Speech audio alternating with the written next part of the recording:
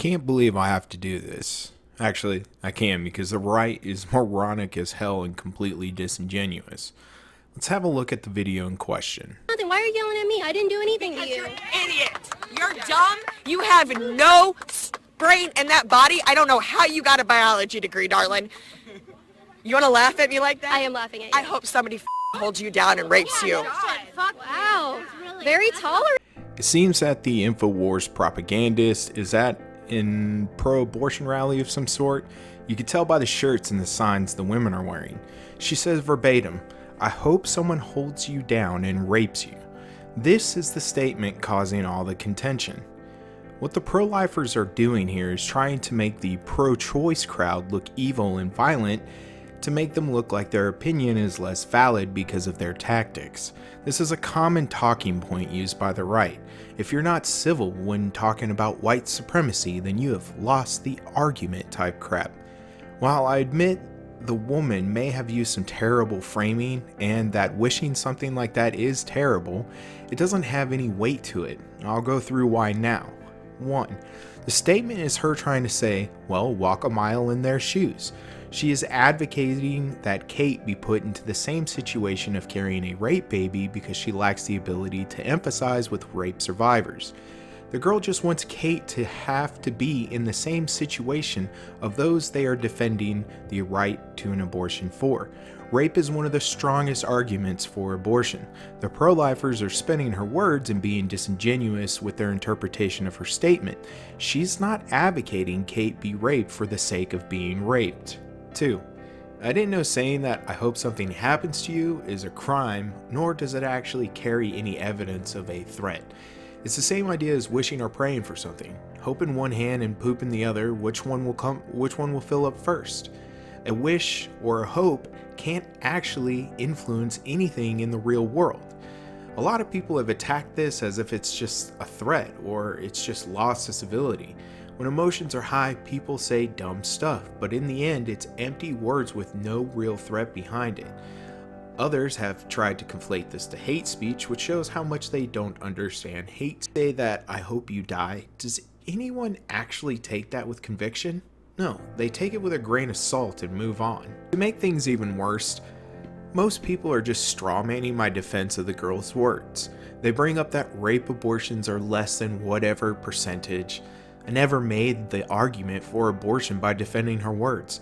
I never took a stance on abortion either. However, even if one abortion was done because of rape, that doesn't devalue the medical necessity of abortions. If we apply this logic to the gun debate, then no one needs a gun for self-defense because some people use it for murder. Or they use an emotional appeal by trying to define it as murder and chopping up babies in the 3rd trimester. However, not one of them can provide me with the law that says you can have a 3rd trimester abortion on a healthy child. The abortion debate is cancer. I cannot stand it. The emotions involved cloud any judgment on reason and science. It turns us into you're evil because you're supporting murdering little babies. They devalue the opinion of medical professionals that are licensed by states based upon their feelings of what constitutes valuable life. Most of them either support the death penalty or the slaughter of animals. Therefore, not all life is valuable because it's life.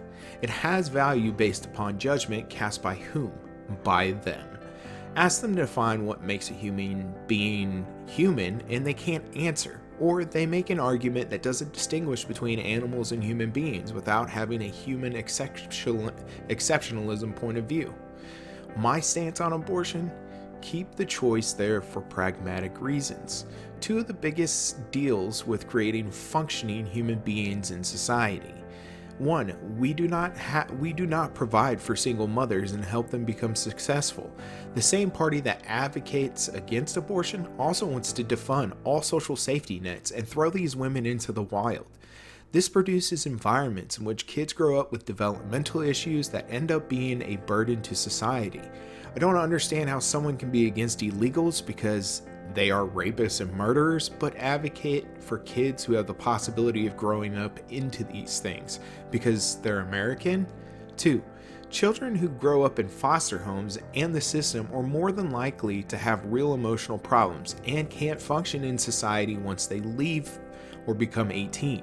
Until we can successfully provide an environment that produces functioning adults that are not threatening to society, I will advocate for choice. And I'm not saying that all people that come out of the foster system or through adoption from state-ran places grow up to be monsters or whatever.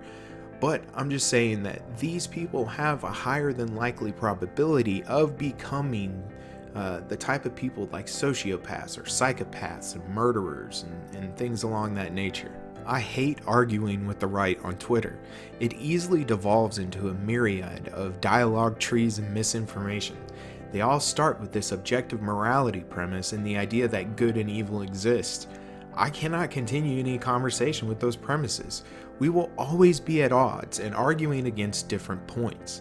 On top of that, I don't understand why the religious are so upset over abortions. Should they not be happy that a child does not have to suffer through life in order to be with God? Should they not be happy that a child is now with the Lord? When a child dies in an accident, this is a story they tell themselves, but it doesn't hold true for abortion. The baby gets to be in heaven. What difference does it make in how they got there if life is just a trial? Sometimes I hate being a philosopher. Sometimes I wish I could just go back in ignorance and stupidity. Anyway, thanks for listening, guys. Like, share, subscribe, and thanks for listening.